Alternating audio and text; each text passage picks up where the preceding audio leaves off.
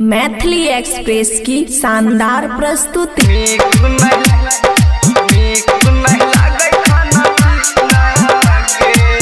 माया recording studio Rajanpur.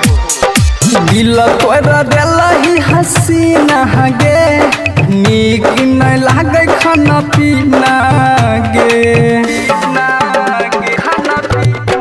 हाँ दिल तोरा देलही हसीना गे, नीक नहीं लागे खाना पीना गे। पहिला प्यार के बजे ठुकरई भी मुश्किल होते हमर जीना गे। दिल तोरा देलही हसीना गे, नीक नहीं लागे खाना पीना गे।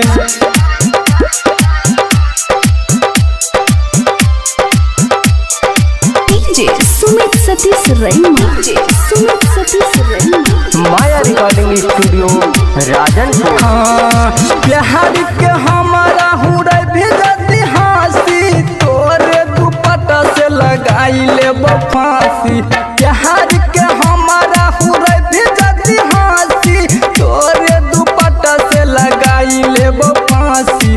टेंशन में कहत रोजीना गे, टेंशन में कहत रोजीना गे।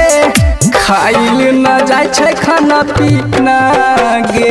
दिल तोरा देलही हसीना गे, नीक नहीं लागे खाना पीना गे।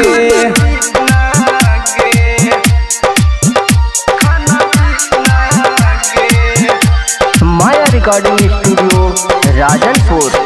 किस्मत में हमारा रही न जान गे, रातन के झूठे कैलही बदनाम गे।